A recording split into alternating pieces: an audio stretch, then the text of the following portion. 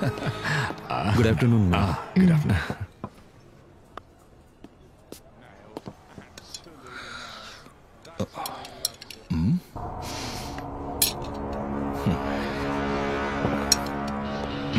சாப்பாடு பிடிச்சிருக்கா? பிடிச்சிருக்கு. Excuse me. Yes. நான் ஹெல்த் இன்ஸ்பெக்டர். கிச்சன் கொஞ்சம் செக் பண்ணணும். சார் கீழே எதுவும் வேணாம் சார். சார் சொல்ல கேளுங்க. சார் ஒரு இது வேணாம். கை எடுங்க. கேளுங்க. சார் தேவையில்லை. எதுக்கு தடுக்கிறீங்க சார்? செக் பண்ணணும்னு சொல்றேன்ல. ஹேய் மேடம் சொல்லுங்க மேடம். அங்க என்ன பிரச்சனை? அந்த ஆள் இது ஹெல்த் இன்ஸ்பெக்டரா தேவையில்லாம வந்து பிரச்சனை பண்ணிட்டு நீ இருக்காரு. போய் அந்த ஆளை இங்க வர சொல்லு. சரிங்க மேடம். என்ன வேணும்னு சொல்லுங்க சார். எதுக்கு அவர் இங்க வர சொல்ற இப்போ? என்ன பிரச்சனைன்னு கேட்டு பாப்போம். Good afternoon ma'am. என்னையா? மேம் இந்த ஹோட்டல் ஃபுட்ஸ்ல சில கம்ப்ளைண்ட்ஸ் இருக்கு. கிச்சனை செக் பண்ணணும்னு சொன்னா இவங்க அலோவ் பண்ண மாட்டேங்கிறாங்க. கஸ்டமர்ஸ் நிறைய பேர் இருக்காங்க மேடம், ப்ளீஸ். இங்க நீங்க செக் பண்ணணும்னு எந்த அவசியமும் இல்ல. நாங்க இங்க தான் எப்பவுமே ரெகுலரா சாப்பிடுவோம். மேடம் நீங்க சாப்பிடுற ஃபுட் சுத்தமானதுதான்னு தெரியுமா உங்களுக்கு?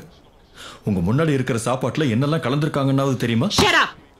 நான் இந்த சிட்டியோட mayor. So what? Sorry ma'am. இந்த சிட்டில இருக்கிற எல்லா கடைகள்லயும் ஏதோ ஒரு அரசியல்வாதியோ உயர் அதிகாரிகளோ ரெகுலர் கஸ்டமரா இருப்பாங்க. அதை வச்சு நான் உங்களுக்கு குட் சர்டிபிகேட் கொடுத்துடணுமா? ஹேய், ஏன் முன்னாடியே உன் பவரை காட்டணும்னு நினைக்காத. No ma'am. இந்த மாதிரி எதிர்ப்பு தெரிவிச்சா மட்டும் போதாது. Can you spare 5 minutes for me? உண்மை என்னன்னு உங்களுக்கு தெரியணும். அதுக்காக தான் கேட்கிறேன். அந்த இடம் இங்க ரொம்ப பக்கத்துல தான் இருக்கு. Please ma'am. ப்ளீஸ் வாங்க. எனக்கு எங்க? நாங்க எங்க வரணும்? நாங்க வரோம்.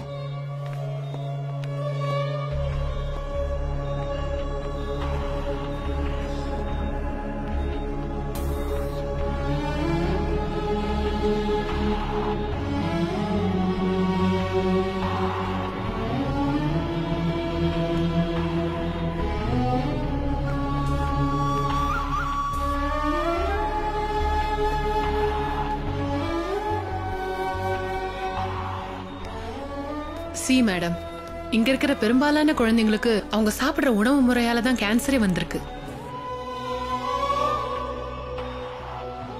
இந்த பசங்க எல்லாம் இன்னும் வாழவே ஆரம்பிக்கல மேடம்.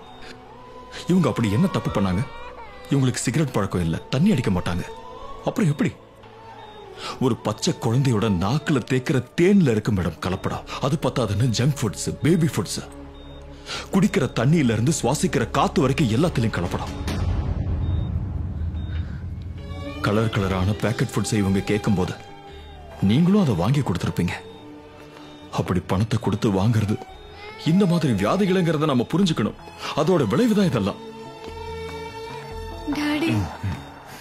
என்னோட கடமையை செய்ய விடாம தடுக்கிறதுக்கு 100 காரணங்கள் இருக்கும், 1000 பேர் இருக்கலாம். ஆனா அதெல்லாம் கடந்து வர்றதுக்கு எனக்கு ஏதோ இங்க இருக்கிற பிஞ்சு மனசுகள்ல இருக்கிற வேதனைகள் மட்டுமே போதும் மேடம். பரிசோதிக்க வேண்டியதெல்லாம் பரிசோதிச்சு ஊட்ட வேண்டியதை நான் போட்டுவேன்.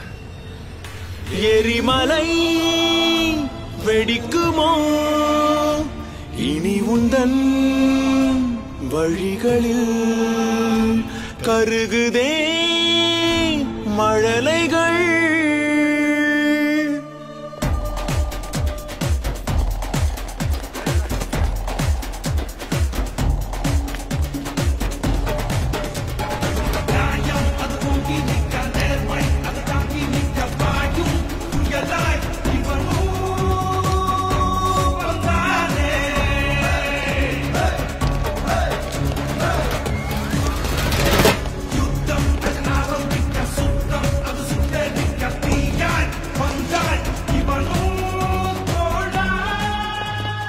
இதெல்லாம் குழி தோண்டி புதைக்க வேண்டிய மிருகங்களோட கொழுப்பு.